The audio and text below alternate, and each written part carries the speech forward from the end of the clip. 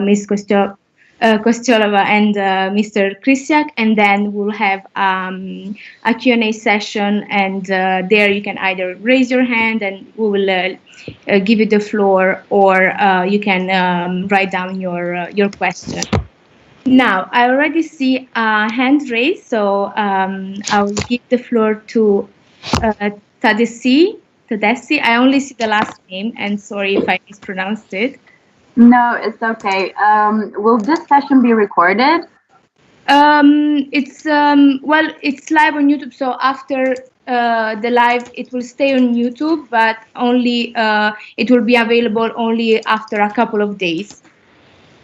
But okay, yeah, you will be able to go over some information, but okay. only in a couple of days. That's why I highly suggest, since today it's Monday, and that's when we get back on track. Usually, when we set to get back on track, it's always on Monday. So to listen, to stay in the meeting and listen tonight.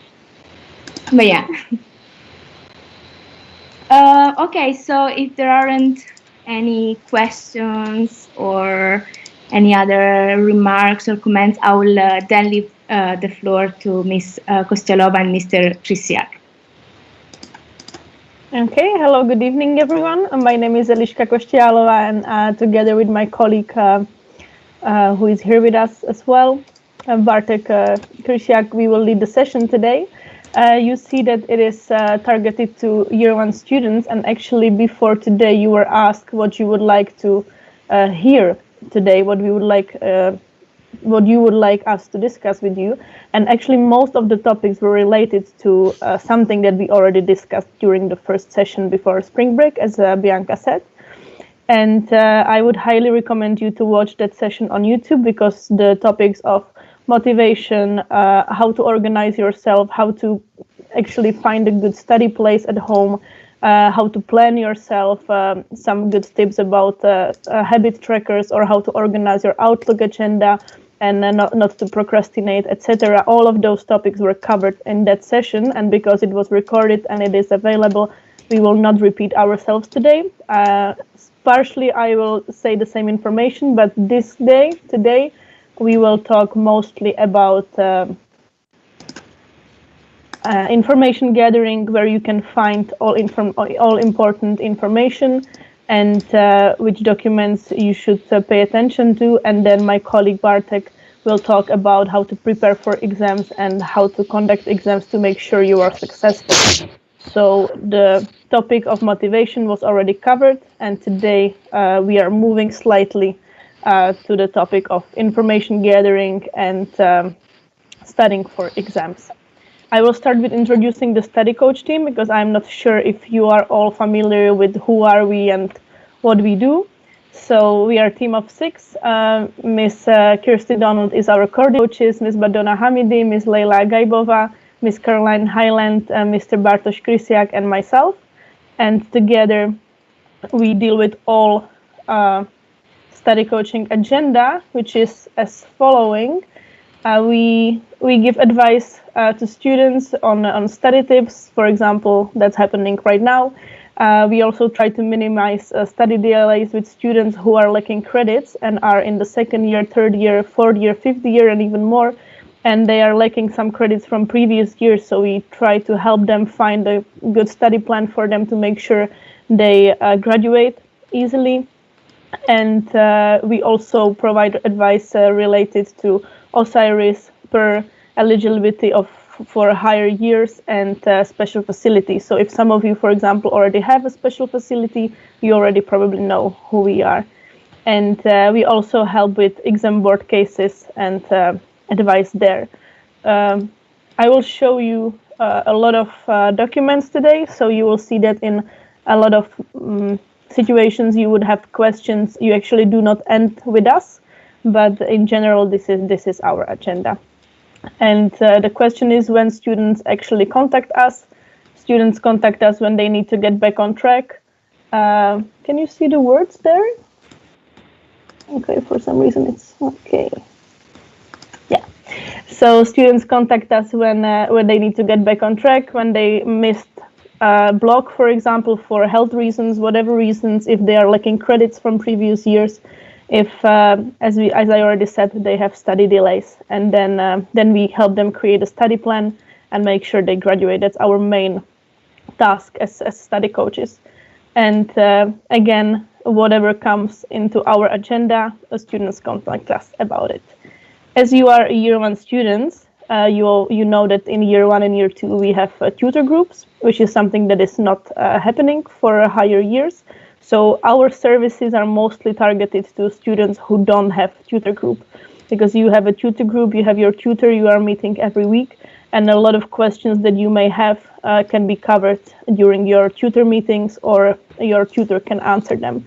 So technically the primary source of information for you is your tutor, and also primary source of motivation or some study tips should also be your tutor, because you have these 90 minutes per week, not only to get explained assignments and feedback, etc., and your group project, but you can also use this time with your tutor for your general study progress and motivation, etc.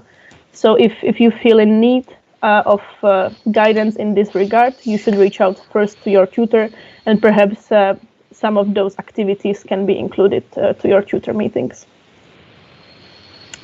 If you feel like you would like to have a mentor from higher years, we have this program called the Mentor Program, and we are matching students from different years of the program, and the older students is giving advice and leading the student who is younger. It is not only one-sided relationship, but it's basically just organized also for the sense that during COVID you cannot meet other students at school. You hardly engage with students from higher years, for example. So it's also not that easy for you to gain information about courses, for example, in year 3 or year 4, like which direction to go, or what kind of electives you think might be interesting. So for these purposes, we have a mentor program, and we try to match students with the same interests, so that it can be also beneficial for both of you to have some kind of relationship. We put you in touch, and then it's up to the mentor and the mentee to have some regular meetings and to basically talk about the study progress. It's not much organized. It's about these two people to be there for each other and just have some kind of guidance. If you would be interested in that, you can email us in the email you can see in front of you, which is our general email. Even though we are 6 study coaches, we use share inbox. So anytime you need to contact study coaches, you should send email to this general email address, and then we take care of it, and we divide our tasks ourselves. So even though I'm having this meeting, you should not contact me personally, but always reach out to us as a team, please. Thank you. And if you would be interested about more information regarding study coaching, we have our own tab on Blackboard. You can see that you can access it on Blackboard through the section organization. So for example, you already know that when you come to Blackboard, there is the section courses, my content, etc. And then there is a section organizations, when there is a general information about the law program, and you can actually find very much interested information also about study coaching, about different general documents, etc. But our study coaching tab is to be found there. And when you enter that tab, you will see different folders. There is, for example, a folder with important documents. Also, there is a folder with extra study coaching materials. And if you go to that, you will see that we have different topics covered there. So, for example, if you need some advice on exam revision and you don't know how to prepare for exam and how to review your notes, or for example, you have a oral presentation in front of you in one of the classes, and you would like to see a presentation or read a blog about presentation skills, this is a place where you can always go, and you will find different materials. So we have videos there, we have blogs. Some of them are our own production, some of them are just something we consider useful that we gathered on internet and just shared there. We also are right now in a procedure of creating knowledge clips on different topics targeted to our students, especially, so that will bring more and more content to our sections. So anytime you are interested in any kind of guidance in this regard, you can go first to Blackboard, to our section, to see if perhaps you find what are you looking for. What is important there as well is a folder with all important documents. These documents are something that most of them each student should read already. I'm curious how many of you already opened the program and examination regulation. Can you put your hand up if you ever opened the document? Mr. Krysiak, congratulations. Thank you, part of the job though. Okay, I see that 2 other students already opened it. The program and examination regulation is a document that every student should read, because there is a lot of important information, and most of the questions that you have about the program can be answered by looking in this document. For example, the Article 4 section is about testing conditions. There you can also, in the program and examination regulation, you can also find there the requirements for you to go on internships, to enter higher year, etc., etc. So make sure that before asking technical questions about the program, you go to this document first. What is very important is the almost last page of this document, which is a form of registration dates. You are a year 1 student, so you are automatically registered, if I'm not mistaken. But that's not the case for the second year. And since second year, I'm giving you already a heads up. It's very important to check this table every year and to put these dates down, because you have a special window for you to register yourself in the system for all the assignments or exams you want to take each block. And you need to sign up in order to get grades for these exams. So for example, if you do not register for an exam and you take the exam, it's a waste of time. So you really need to make sure to register yourself, and this is not to scare you off, but to just make you aware that this will happen in the next academic year, and you will have to register yourself. And one of the other very important documents is a study year planner. And study year planner is basically 1-page document. It is a table. I just extracted the period 3 section out of it, and it's basically a calendar of the whole academic year, where you can see what is happening when, and it's very good for you in terms of planning, because you know that you have due assignments in week 3, 5, 7. From this table, it's very easy to see when is it happening. You can see, okay, right now I have beginning of the month. When actually is the exam? Oh yeah, I see, it's in 4 weeks. So even though you all know that right now we are in week 3 of the 3rd quarter, this document can give you a good overview of what is happening in the near future, and it can help you plan yourself. Another important document I extracted is the organogram of contact people. So in case you have a question, for example, about one of the projects or internship in the future, like at the moment, I believe that most of your questions can be answered during your tutor meetings, but organogram in general is something that shows you responsible people for all different departments of the law program and sections and internships, who are the study coaches actually, who takes care of what. And it's good for you to be aware who you should perhaps contact. But as I said right now, contact your tutor first. And then if you're not sure who to contact, you can always contact us as study coaches, and we will forward you to a correct person or department. Then in the future, if you would like to contact study coaches, the Excel sheet overview is very important for us, because we work with this document when we are creating study plans for students. So when students reach out to us, it's usually at least year 2 student. Then you can already fill which courses from year 1 you passed, you failed, if you have a missing assignment or exam. And looking at this overview is very easy for you to see what is in front of you, and also for us in order to help you with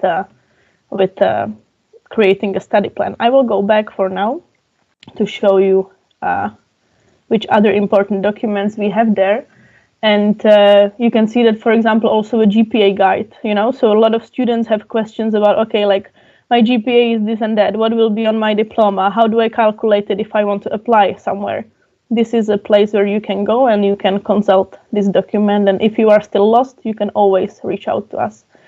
There is also a general information about student counselors and student psychologists. And it's important to see the difference between study coaches and study counselors. Study coaches are here for your smooth study progress, delays, study plans, eligibility, etc. Study counselors are people who you contact in case of severe family health condition, something that basically holds you back from taking exam or delivering something on deadline. Or if you need special facility, those people are also the ones deciding and meeting with you about those kind of events. And you can find the general document about that on our webpage as well. And then again, about student psychologists and in which cases you can reach out there. But the path to student psychologists is through student counselors, basically. So if you have a study-related issue, you contact us. And if you have more severe health, family situation, you contact study counselors. So that's important to realize what's the difference there. I'm talking about studying, but what else is there basically? Like, what can you do besides your courses and lectures, etc. So you are at the moment participating at ILSA events, so that's definitely one of the options to reach out to a student association, be a part of it, or check events which are available. Not all of them are only for members. For example, this one is open for everyone. So there are definitely a lot of events organized by different student associations. I will not promote other ones because this is ILSA event, but if you have student organizations and associations on your portal, you can just browse and see perhaps there will be something of your interest. You can be a member of 2-3 of them, or you can just check the activity and perhaps participate from time to time. So it's definitely good to know your options, and if you are lacking socialization, this is the way to go. And it's definitely something that you will find. If you will look, you will find something for you. And besides that, also our student psychologist is organizing workshops. That's the table on the right side. You can find it on your portal as well. And then, for example, the Calliope Prize is doing workshops on oral expression, persuasiveness, etc. So if you're interested in debating, or if you would like to have a public speaking workshop, those workshops are also happening at the moment. So actually right now there is a workshop on oral expression. So there are events, and it is just about looking for them and finding what is of your interest and participating. And you have to start somewhere, and then once you become used to participating events here and there, perhaps it will also bring more social life into this pandemic situation. If you don't know where to look, you can always use the search window. That's my favorite place to look for information, to be honest, because if you go here, type there psychologist workshop or event or workshop or anything you're looking for, regulation or examination, registration, you will always find a document or something that can point you somewhere. And if you are lost, again, you can reach out to this presentation, you can reach out to our section on Blackboard and find your way. But the search window is definitely something that can help you go and find information.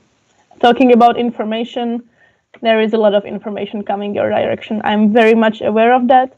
And you are receiving announcements about updates of your courses. The general program has a lot of tabs, and everybody is sending you announcements as well. There are events, newsletters, workshops. So it's a very easy getting messy, basically. And my question is, if you follow these announcements, like, what do you do with them? Like, do you receive 10 of them during the day? Like, do you just delete them? Do you ignore them? Do you get lost? So I would like to help you a bit in that regard, because I believe it's important to collect and gather information that can be used to you and just delete immediately what is none of your interest. And that's what my next slide is about. So basically, I'm suggesting that you become picky about what you pay attention to, because there is a lot of information coming your direction. It's not possible for any of us to basically digest all that information and pay attention to it. But it's also not very wise to just put a shield in front of our faces and say, oh, know what, I'm just not going to deal with anything, because actually some of that can be useful for you, right? So it's only about finding the way how to get to the situation of extracting what you want to have in your inbox, for example, and what you want to not pay attention at all. One of the ways is to create folders in your mailbox. You can put notes down about important stuff that comes towards you, and you can also have a special folder for interesting events and workshops or important announcements, or you can use notes on your laptop, etc. I was talking about this a lot during the first meeting, so if you are interested in organizing yourself, working with your inbox, check that video. I just wanted to make sure to talk about it a bit today as well, because I believe that it's all about information, and there are a lot of available events, and it's only about choosing the right ones and getting to them. I stopped sharing my presentation because I came to the end. I did not see any hand up or comment in the chat during my talk, so I will give the floor to my colleague, Bart. Yes. And then we will have hello. Q&A session at the end if you will have anything connected also to what I said. Okay, do I have the floor now or not yet? Yes, sorry. No, I was just, please give me a second, because my computer unfortunately seems not to be very cooperative. So I have literally problems with uploading my humble presentation. But while I'm trying to start, so guys, as with most things that are taking place via Teams, here it is. You have a choice, yeah? I can either deliver my presentation, so basically go over everything step by step, be done with it, and well, wait for the end of the meeting, or we can make it some form of a dialogue. And I think that since I'm not really going to discuss with you anything concrete, it would be more engaging for all of us if you guys at least, kind of talk back to me, yeah? So, my name is Bartosz. I've already been introduced by Bianca and Eliška, but here I am again. You can address me, I don't know, Bart. I guess it's easier to pronounce for most of you, but it's entirely up to you. So, I would like to ask you guys, I see, by the way, that we also have students from older years. Who of you has ever failed an exam? Please raise your hand. I'm certainly raising mine. I failed, well, not many exams, but if I failed big time. Yeah, thank you, Eliška. Thank you, Bianca, for support. All right. So my next question is, guys, so why do you think you failed?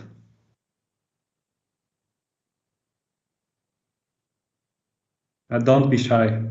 Well, at least I know my answer. It was either not studying well enough. Well, one thing is like not studying enough. One thing is not studying properly, and some other times I think it was like just bad luck. Yeah, okay, so first, thank you, Bianca. I really appreciate it. In the worst case scenario, I'll have a dialogue just with you and Eliška if the rest chooses to remain silent. Yeah, so basically, we see, or we kind of can infer logically from what Bianca said, that the problem can be threefold. Yeah, and well, first, you can have bad luck, and actually there are no tips that I can give to you, but maybe avoid black cats and walking under the ladder if you believe in superstitions. That's time, yeah? So not having enough time to study and not studying properly, yeah?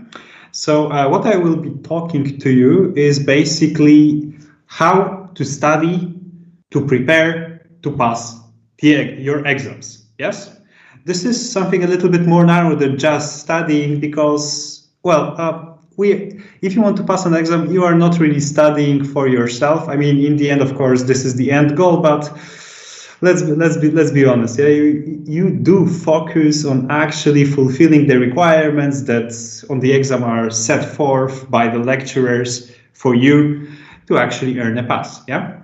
So the first mistake that I think some students make is to think about the exam during which you have access to the file, or back in the days during which you actually went to the examination room and put your knowledge to the paper. Yes, this is actually a misconception. The whole examination as a whole is a process. Yes. And this process needs to be planned and executed in the right way if you want to ensure that you will succeed. Among of course, on every university, there is a very narrow group of students for whom it is sufficient just to skim read the textbook one night before the exam, and they will go and pass with the flying colors at least pass. But, well, I honestly do not know how many of you belong to this group. Certainly I don't. I couldn't do this back in the days, back in my student days, if I didn't spend enough time actually studying, yeah? So yeah, let's talk about this. The first phase of the examination process, as seen by me, is actually making the study plan. Yes, so we'll start by talking about this, how to prepare a study plan. By the way, please do note that I included some inspirational quotes. I know it's a little bit cringy, but yeah, maybe one day you will appreciate this. Right, so I just want to give you tips. And the first tip is to definitely start on time. Yeah, we should understand it is start as early as possible. Yeah, so basically start preparing for your exam, start preparing your study plan for the exam as soon as the course starts. Yeah, you should have already envisioned like how you are actually going to structure your lecture. Or at least this is the ideal situation. Yeah, it doesn't mean that if you haven't prepared a study plan for the block 3, for instance, yet it doesn't mean that everything is lost. Yeah, just have someone on the back of your head that it should be done rather sooner than later. Yeah, and the reason for this is obviously trivial, because yeah, no matter how good you envision your study plan, you need to start executing it early enough to actually have literally enough time when you're actually able to concentrate to go through all of the materials, memorize them, understand them / memorize them, and then go to the exam prepared. Right, so we'll talk about the study plan, how to make it later. That you should know from the previous tip that you need to start as early as possible. Yes, and another thing is that if you want to prepare a decent study plan and if you want to execute it, you definitely also need to back it up with your attendance to that classes and taking notes, preferably. Yeah. So, because I suppose that it is also logical for you guys. You are all, or you should all be smart people because you are receiving higher level education. That's, well, no matter how good your concept is, you will not make it if you don't actually have study materials. Yeah, study materials are obviously textbooks, that are provided or the list of them is provided to you. You can buy them and you can read them. But study materials are also definitely classes. Yes, so that is why it's important that you attend as many classes as possible, that you take notes, and this is the element that teachers honestly find lacking, that you participate. yes, you will never benefit from the class and from the knowledge that a teacher, and by the way, in TUAS, many lecturers are excellent professionals and have really a huge amount of knowledge that they are willing to share with you. You will never benefit from this knowledge back to the fullest extent if you just sit there behind your camera and are completely silent. Frankly, like you're doing now, yeah? This is, of course, I'm not trying to scold you, but this is, because this is just me giving you some tips, but this is definitely not the most efficient way to participate in classes, yeah? So please consider at least speaking up where you have some questions or where you have any idea how to contribute, yeah? So and another, and frankly, I shouldn't be saying this, but this in my student days, it was to me the most important thing. If you attend classes and if you pay attention, you notice on which aspects or on which bits of material presented during the class the lecturer is the most focused. And this is usually, at least to some extent, a tip what to expect on the exam, or which elements will be the most important ones, point-wise, yes? So I really encourage you to follow the classes, or maybe, yeah, one more attempt to get some responses. So who actually does attend classes online? If you could raise your hands. I do attend them because I need to teach every once in a while. Wow, okay, wow. That's a lot. Okay, so please keep your hands, and those who actually participate, please could you switch your reactions to the smiling emoji or a heart? Anything different than the hand? Do you know how to do this actually? Yeah, I see one thumb up, but I have no idea who's doing this. Ah, okay, I will not see. Okay, guys, anyone talk to me. So who said that he or she is participating more or less actively? If I may ask.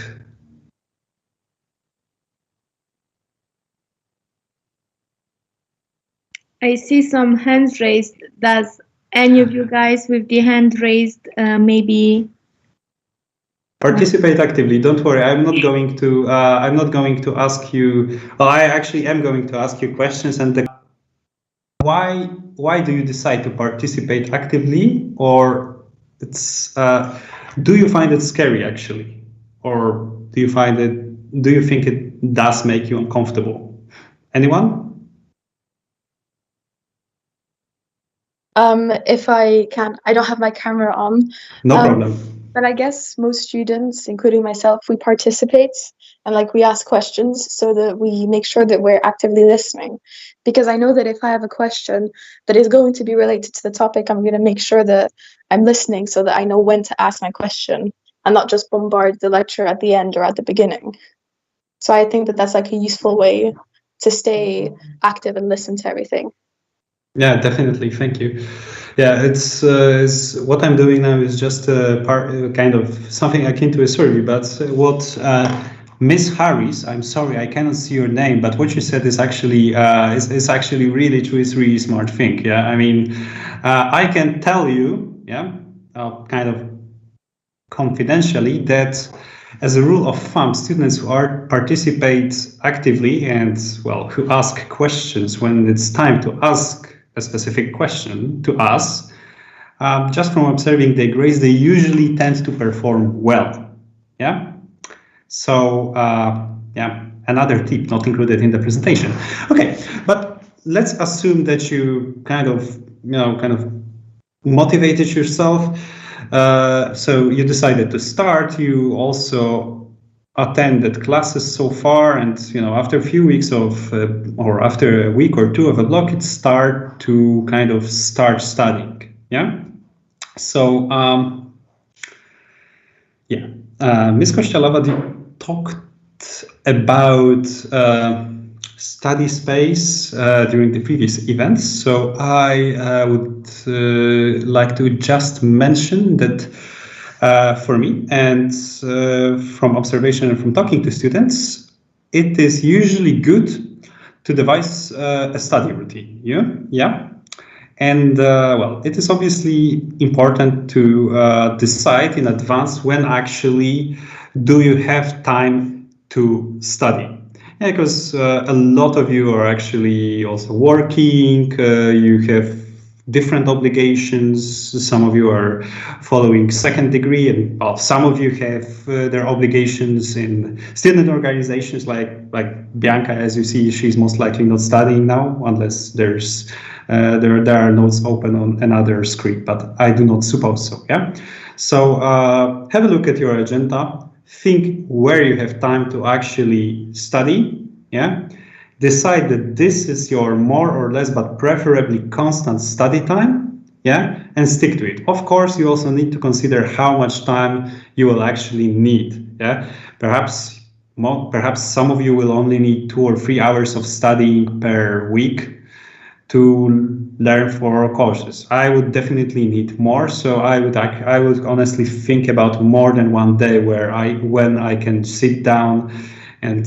disentangle myself from the problem of well, daily life and just delve into my study materials. Yeah, and once you devise your study routine, our advice is that you definitely stick to your study times. Normally, I would say we wouldn't be so insistent on this tip, but considering well, the prevailing circumstances, I'm obviously talking about coronas, lockdowns, and whatnot, it is usually good to have some kind of structure and some kind of, well, just some kind of routine that will help you go through this difficult period where apart from staying sane, you also need to actually work to reach your goals.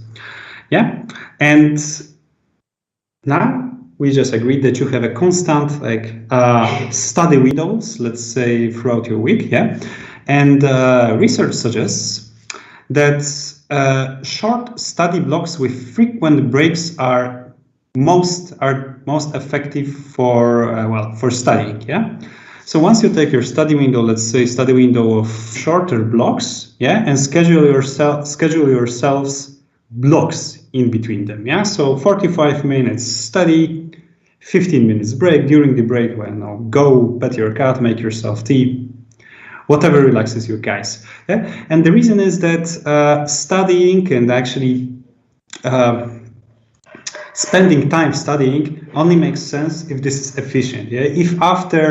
If after 4 hours of studying your brain is not really retaining any more information, then instead of forcing yourself to sit 2 more hours in front of the book, it's better if you, I don't know, go run away, or well, maybe it's after the curfew, play PlayStation. Yes, it doesn't really make a difference.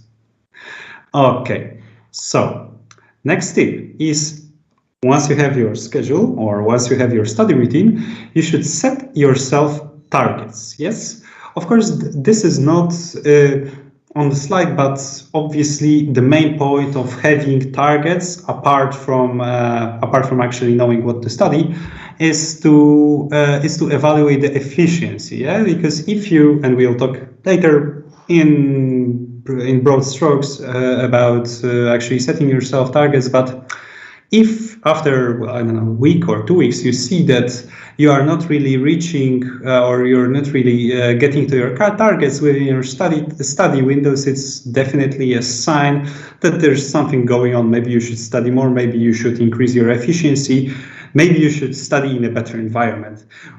I don't know what would that actually mean. Yes, because it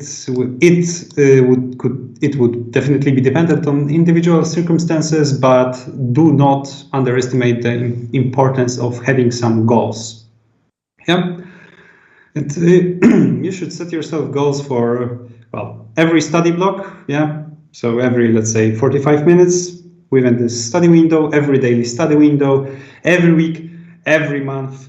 Not necessarily goals for every block, because this is self-evident that goals for every block are in the end learning all and getting a positive/good grade on the exam. Yeah, and it also makes it easier for you to track your progress in relation to the exam date. So if you see that you are not reaching your goal and it's, I don't know, 1 week to the exam, then it's definitely a sign to panic for 15 minutes and then kind of, you know, calm down and perhaps tell your girlfriend, boyfriend that you are not going to see them for the next 7 days because you're just going to be locked in your room and studying. Okay, and last part about the targets is that you definitely should hold yourself accountable, guys, yeah? Because, do not get me wrong, I do understand how you may feel in this situation. After all, me and Ms. Kościelova, you've been students not so long ago. But the thing is that if you look at it from kind of a graduate perspective, apart from obviously extraordinary circumstances that may happen in general and that may even more likely happen due to Corona, and I hope that none of you will actually have to experience this. In fact, there are very little extraordinary circumstances that justify changing your goals. Obviously, assuming that your goals make sense. Yes, it's interesting football game, interesting event. Well, in this instances, you need to ask yourself, what do you value more? Do you value more reaching your goals and kind of staying on the safe side of your study progress, or the event? Of course, in some situations, and I'm kind of not saying this officially, it is maybe better to watch a game or go to the event because you also need to stay mentally healthy, especially in those circumstances. But I hope that you're getting the general idea, guys. Okay, and now how to actually set yourself targets? Yes. So your targets should be SMART targets. And this is not something that I or anyone else from the coaching team came up with. This is, actually, I don't know what is the origin of SMART goals, but this is something that objectively exists. Yeah, and well, it's commonly accepted that this is the way to actually, well, come up with goals for yourselves. Yeah, so your goals should be specific. So you need to establish exactly what you want to learn and also why. Yeah. Measurable. So you should be able to determine whether you have achieved your goal, considering both qualitative, how good, and quantitative aspects, how much. So anyone, could you give me an example of a measurable goal?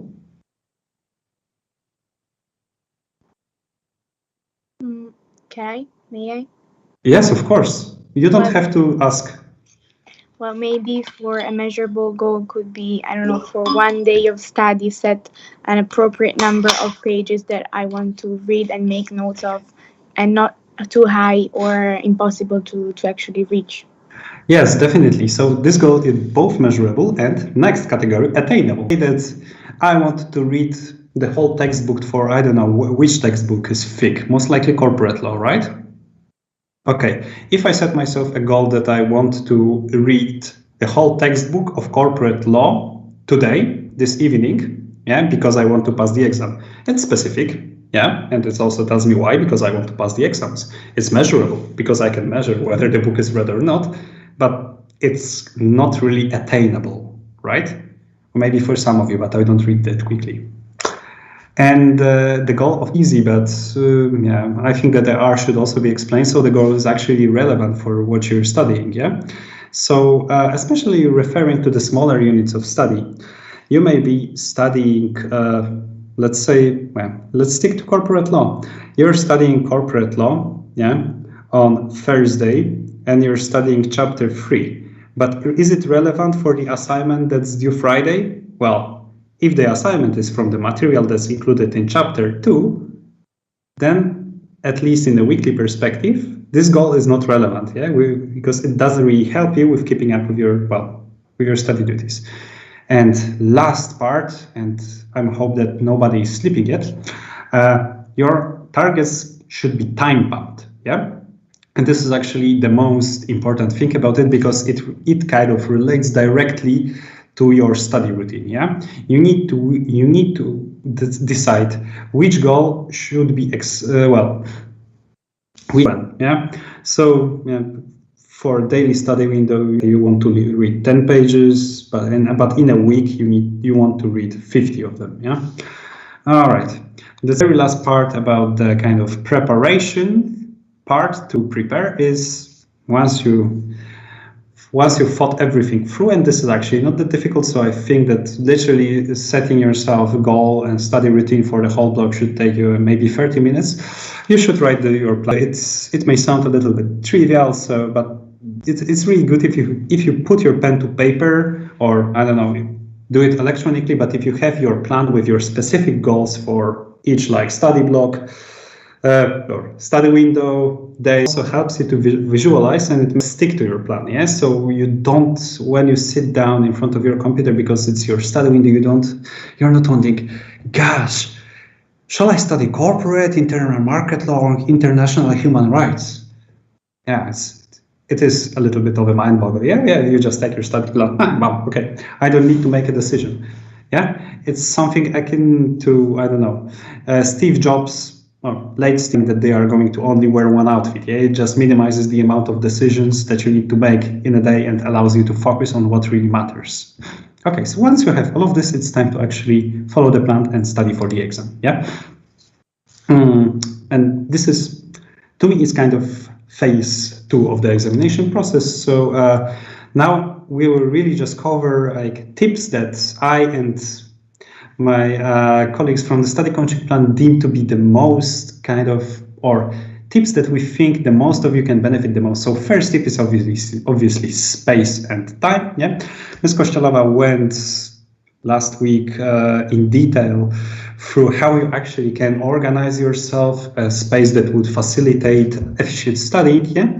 So just to reiterate, find yourself a place that suits how you study. Yeah. So if you are a loner, then lock yourself in your room. But if you need to kind of be with people and consult your ideas, ask questions that, well, maybe it's better to go to the library. Of course, this time, at this point, not necessarily because of, again, Corona, but I hope that you are getting the idea. Nevertheless, regardless of which place actually fits your study, you should definitely have in mind that it should be somewhere quiet or somewhere where it can be quiet. Yes, I literally have never heard about a person who would be able to study or work efficiently in a noisy environment. Yes, and of course I mean intellectual work, such as, well, digesting huge amounts of information like you. Yeah. And the last thing, and this is something a little bit personal from me, guys, please do not feel pressured to study in a certain space, because all your friends are studying there, or it's, I don't know, fancy to study there, so to say. Yeah, I don't really get why would anyone go to fancy places to study. Nevertheless, people do this. In my case, speaking from my own experience, I had a period back in the uni when I kind of felt the pressure to wake up in the morning, kind of, take a shower, eat breakfast, yada, yada, yada, pack my books and go to the university library, which was, 30 minutes of walk from the place where I was living as a student. And I was just going there because, I don't know, I felt like it's default that you need to be in a library to study, yeah? And it was really killing my efficiency because, after 50 minutes, one of my friends was coming by and asking, hey, Bart, shall we grab a coffee from the machine? Yeah, sure. We went for one coffee, 15 minutes of talk. Another person joined, hey, how are you? Yada, yada, yada. And actually, in the end, I was coming back home and I was thinking, Jesus Christ, I learned nothing. I'm not going to pass. Yeah. So after a few months of after a few months, I just reached the conclusion that I'm just stupid. I need to stay home and lock myself. Yeah. So I hope that you get what's the takeaway or the main takeaway from the story. Tip 2, eliminate distractions. Yes, so you have your study plan, you schedule your study times, you set your goals, your materials are prepared, there's a whole bundle of notes and books, or everything is on your hard drive, never mind, you're ready to get started.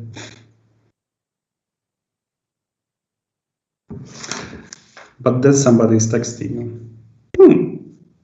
well, during the classes. Don't think that we don't see this. Yeah.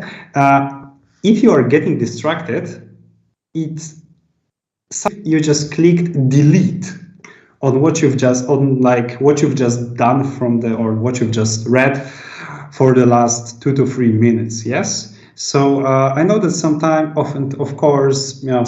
you need to have your phone on because something, you never know. There are many different situations, but in principle, our advice is simple: turn your cell phone off, put it in flight mode, or at least turn off social media notifications. Definitely also, because most of you are studying with your computer, definitely turn off social media notifications on your computer. Yeah, those 2 points that are in bold, I would like to notice, are, say, essential, at least in our humble opinion. Also, I know that some of you guys are often distracted by, family, roommates, partner, because, well, you're just not living alone, and, every once in a while there's going to be somebody wanting something from you. Yeah. I moved out for the uni, but after failing an exam once, I had to study at home for the whole holidays, and I swear that I thought that I will go crazy. Every half an hour, one of my parents was yelling at me, "Bartosz, come downstairs." No. So that's why you need to establish healthy boundaries with people with whom you live. Yeah, just make sure that they are aware when is your study time, that they are aware that you are actually then studying, and because your study is important, you cannot or you should not be distracted. Yeah. Okay. And also, if necessary, remove other distracting items from your space. Yeah. So lock the cat or dog outside your room, put a PlayStation in your brother's room, something like this. Yeah, I hope that you are also getting the general premise behind this. And the tip number 3 is study with a group. Of course, this will not work for everyone, but if you form a study group with other students who are following the same courses of you, it will help you immensely. For instance, study buddies, and let's be clear, your study buddies will most likely be your friends, yeah, because you're becoming friends with people with whom you study.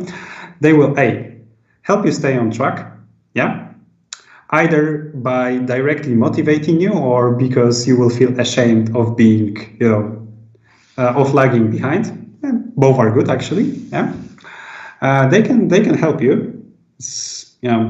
Usually there's somebody who is, let's say, more diligent student, but there's always some way in which everyone can contribute. Everyone can try to explain something, do some research. Yeah, so this is very valuable, and there are also certain study techniques that, well, require more people than just you. And now I would like to be lazy, and I will hope that it will work. I will play you a YouTube video about Feynman technique. Can you see YouTube? Okay, cool. I hope that you will also hear it. Learning technique is effective for learning something new, deepening your understanding of what you already know, or helping you study for an exam. The first step is to pick a topic you want to understand and start studying it. Once you know what it is about, take a piece of paper and write about it, as if you're teaching the idea to someone else. Ideally, write and speak at the same time, just as a teacher does it at the blackboard. This makes you realize which parts you understand and where you still have gaps. Whenever you get stuck, go back to study and repeat that process until you have explained the whole topic from start to end. When you're done, repeat the process from the beginning, but this time simplify your language or use a graphic analogy to make a point. If your explanation ends up wordy or confusing, you probably have not understood it well enough, so you should start again. Thinking about an idea by explaining it makes this learning method very effective. Once you can explain an idea in simple language, you have deeply understood it and will remember it for a long time. Richard Feynman was a leading theoretical physicist who received a Nobel Prize for his work in quantum electrodynamics. He was notorious for asking his fellow mathematicians to explain concepts in simple language to test their understanding. Thanks for watching. Also, check out other Sprouts learning techniques, as they can complement the methods explained in this video. All right, so I will stop sharing and I will reshare the presentation, but in the meantime, guys, I really encourage you to check out YouTube for study resources or resources on how to study. It's unbelievable how much quality content is there, just, you know, kind of hanging and ripe for watching for us. Yeah, it could help you immensely. But all right, back to my presentation. The good times are over. Oh, I'm too far. Yeah, I'm here. Yeah, so this was the Feynman technique. Essentially, there are obviously other worthy study techniques that can be utilized in the group, or that you can watch a good YouTube clip about it. But yeah, I just think, in my humble opinion, that it works so excellent that this is something that I wanted to share with you guys. Tip 4 now: summary notes and learning maps. Yes, and this is obviously closely related to taking notes from the exam, but apologies for a moment. Or some of you at least, after you take notes during the exam, later when you look at them, you kind of feel that this is not really that good of a study resource as it could potentially be. Yeah? Or at least you should feel how the lecture or the class itself was transponding more knowledge. And this is of course true, and there are ways to utilize specific kinds of notes, yeah, to your benefit. So first you can prepare summary notes. Yeah, summary notes, as the name itself indicates, are just summaries that ideally you would be writing down in your notebook or on flashcards. Yes. It's important that you do not paraphrase whole passages or focus on the essence, focus on the gist. Yes, write down the most important kind of outline of the concept, the key, the information, and do it manually, because it is actually proven that if you write stuff, manually, by hand, old school, by pen, then the retention of information is better than if you type it on the keyboard. Yeah. So while obviously it's better to make, or it's more efficient to make lecture notes while typing them, because I think that nobody nowadays writes that fast by hand. Once you have them, it's also good to prepare like even shorter version, for instance, in terms of summary notes by hand. Yeah. And summary notes are wonderful. For instance, if you're watching a movie and there is a commercial break, or now there are no commercial breaks on Netflix, but it's like your boyfriend or your parent paused and went to make some popcorn, and you pop your flashcards, bam, bam, bam, repeat few concepts, or read the concept on one side, then think if you know it, see on the other side if you remember it correctly. Do the same if you're in the tram or metro and you have a moment. Trust me, it will help you, at least a bit. Yeah, and apart from summary notes, there are also learning maps. Yes, so we do stress this. We do encourage you guys to use concept maps, and I wrote concept maps in my presentation. I meant concept maps and topic trees. Sorry. Those, without getting into unnecessary detail, these are things that are mapping your knowledge, and it literally looks like a chart. Yeah, in the middle you have some concept, for instance, direct effect for EU law, arrow horizontal, arrow other vertical, and so on and so on. Here it goes. I will show you, I will be lazy again, and I will show you another video that I found on YouTube that I think, in my humble opinion, illustrates well the kind of how to make a topic map. Can you see it? Not if yes. Cool, thank you. How to create a concept map. What is a concept map? A concept map is a visual way to organize thoughts and make connections between ideas. How can I use a concept map? You can use a concept map to brainstorm and organize ideas, create an outline for an assignment, or test your knowledge in review for exams. How do I make a concept map? By following these 7 steps. Step 1. Start by identifying the main topic and brainstorm everything you know about it. Use all relevant content from lectures, texts, and other course material. Set your information into main points. Step 3. Start creating your map. Begin with your main topic, then branch out to major points and supporting details. Step 4. Review your map and look for more connections. Use arrows, symbols, and colors to show relationships between ideas. Step 5. Include details. Definitions, equations, and diagrams are all useful. Step 6. Analyze and improve your map. Ask yourself, how do these ideas fit together? Have you made all necessary connections? Is the map accurate, logical, and detailed? Step 7. As you learn more, update your concept map to reflect your better understanding. Try talking out loud about your concept map. Ask yourself, can I describe the connections between these ideas? Following these 7 simple steps will allow you to create a concept map to help you study. For more information, get in touch. Yeah, and this is, by the way, another YouTube channel that I think you may want to check out. I know that, by the way, that I'm taking a lot of time.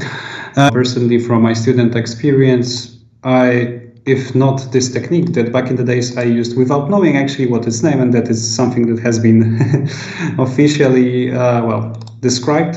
Yeah, we didn't have study coaching in Poland on the university. Then I would not get my degree because I would not be able to pass constitutional law. Okay, where were we? Top. We are slowly reaching the end. Don't worry, guys. Please stay awake.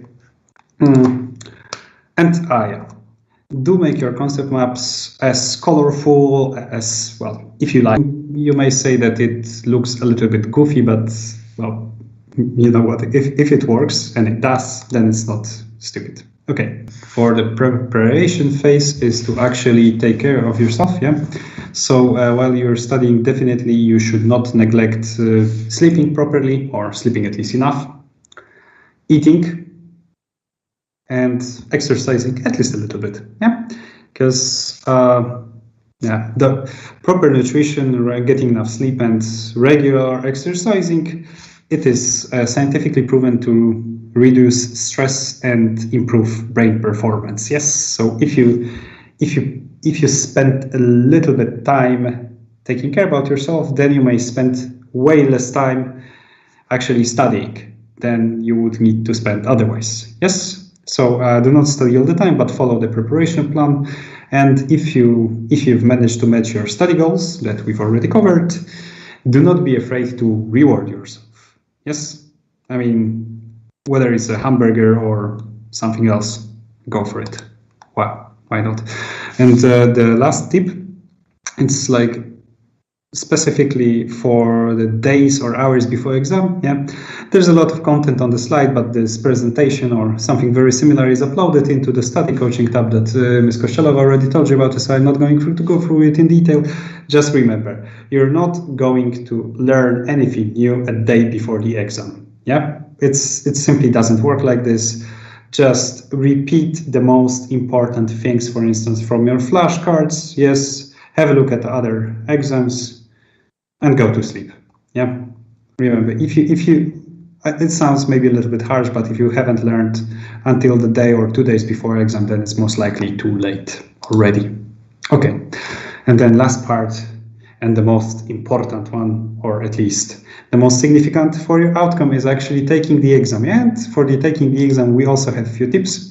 So once you get to the exam, or once you actually download it from Blackboard, speaking in terms of the current reality, before you start writing the exam, skim through it, and form a so do not spend more on this than like 15 seconds, form a very general plan how you will spend your time, yes? And it's not necessary that you closely read every question and come up with an outline. It's not about this, just know more or less how many questions are there, how big they are, and what is your estimation of the time needed to work on a certain question. So you don't end up in a situation where you still need to write a huge essay that accounts for 40% of the grade. You know how to write it, but you don't have time to do this. That's it. When you're reading the questions, and I mean reading when you're actually trying to do them, look for a specific kind of topic word or a phrase that tells you what to do with the question. Because there are like words such as define, explain, compare, and I know that it may seem trivial, but they are actually super important. It happened to me a few times that the question was about subject X, and I could clearly very well see, that the student knew the topic really well, but the grade was still mediocre because the student was supposed to compare, and the student just explained something, or explained two concepts without kind of making any connection between them. So how to get full points? So look for those words, and with essay questions, do not forget to take a moment, like max a minute, to prepare a general outline and organize your thoughts before you start writing this, because as